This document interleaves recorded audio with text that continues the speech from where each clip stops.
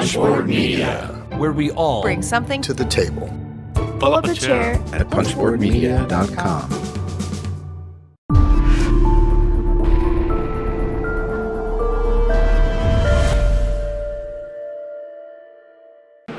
So now we're here with Jessa from WizKids here at Origins 2019. And what does WizKids have going on? We have a lot of things going on. Obviously, we have big tournaments for Star Trek Attack Wing, HeroClix, and Dice Masters. We also are demoing quite a few different games at our booth. We have some of our upcoming games, some of our newly released games, and what's really exciting is we have the designers of some of our games here doing demos and signings of those games. Awesome.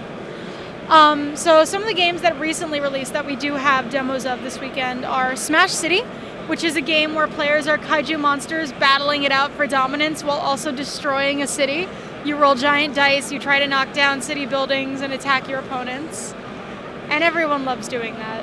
Knocking over buildings. Destruction games are always fun. Exactly. Who doesn't love to destroy a few buildings, right? We also have Ravnica Inquisition, which is a Magic the Gathering social deduction game where players are the leaders of guilds represented by different colors of mana. And some players are agents of Nicol Bolas, while other players are Gatewatch loyalists. And they have to try and root out the agents of Bolas and make sure that they are not voted to be eliminated make sure that they are voted to be eliminated at the end of the game. Okay, that's awesome. I really like how Magic is now branching out into not just the card game anymore. Absolutely. We had Heroes of Dominaria last year, and now we're doing this. And we really love that we're expanding our partnership with Magic the Gathering to try and explore other realms of ways to tell those stories. Awesome. Is there anything else going on? We actually are talking about a few other games that are upcoming releases. We have samples of some of them that we've been showing people, and we have one that is going to be a big release, but we don't have any physical anything for it yet, but we've been talking about it a lot. But I'll tell you about a few of the other ones first. We are showing Hako Onna right now, which is I'm so excited for this game. It is a game based on Japanese horror. This was actually a game that came out in Japan a few years ago and was a huge success, but there was never a really good English translation of the rules released. So there was really no way to make it accessible for an English-speaking audience. And so we recently got the rights to localize it and bring it to the United States, bring it to the English-speaking market, and really show it to them. And it's an asymmetrical hidden movement horror game. One player plays a ghost girl who is haunting a house, and the rest of the players are visitors trying to either escape the house or defeat her. And the game board is made up of large tiles with tokens on them. The tokens are face down and they all look exactly the same. And one of the tokens is the ghost girl's token. And all the players close their eyes and she moves her token across the board. And if at any time a visitor player checks that token, they die and become part of her team. So they become a Hakobito, and they also become another token that if a player checks it, they die. Okay. And the coolest part of this game is that in order to do anything on their turn, a player must first complete a dexterity challenge. And what the dexterity challenge is there's a tiny tile with a little, it's kind of like we call it a blip, it's kind of like a half circle bead type thing on it. Okay. And players have to stack discs on top of it.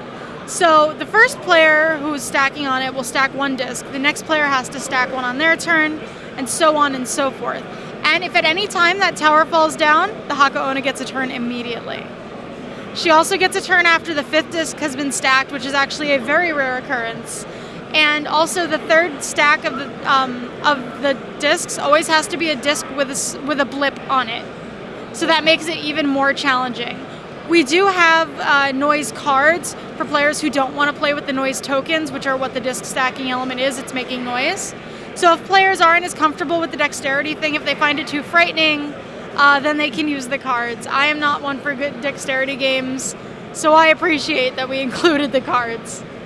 That's like on 2 ways to play. Yes, exactly. And we're shooting for a September release with this. We're on track for that right now. So that way it'll be great. It'll be coming out during the Halloween season. So, people can really get into making it as immersive as possible, especially during that time of year. That sounds awesome. It's great. We're really excited for that one. And are there any Gen Con releases or anything that you're really? We're not doing any major Gen Con releases right now. We do have some games releasing in August. One of the big releases is Three Dragon Ante Legendary Edition. Okay. So Three Dragon Ante was a game released years ago, not by us, and we decided to take it and create a Legendary Edition out of it. So the Legendary Edition is the same as the original game, but we've added a ton of new ability discs, gold tokens, we've added legendary dragons, we've added mortals to it. So it really allows players to really immerse themselves in the game, especially when they make it part of their D&D campaigns. And that is releasing in August, so it will be around Gen Con. While we're not attending Gen Con, we are trying to make sure we do have some major releases at that time. We also have our 4D scenescapes coming out at that time. We have what's called the Jungle Shrine, so we're making these 4-dimensional environments that players can play their RPGs in, and they have things like buildings you can go inside, or light up fixtures inside in the figures, so that players can really get the full experience of these settings. And they're fully interactable. They'll have like coffins that you can take the lids off of, and sacrificial altar we also are including in the Jungle Shrine.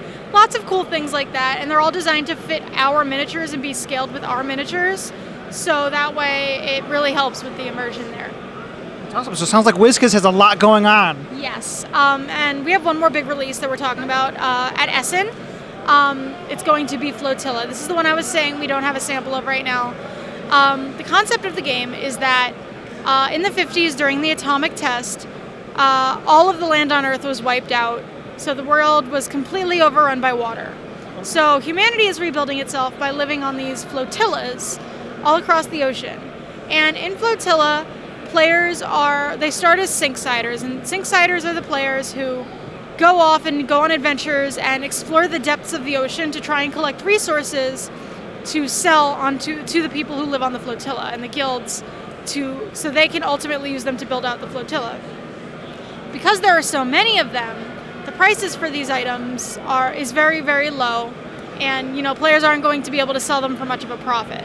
So at any time during the game, a player can make the permanent switch to becoming a Skysider, and playing in the Skysider side of the game is a completely different game.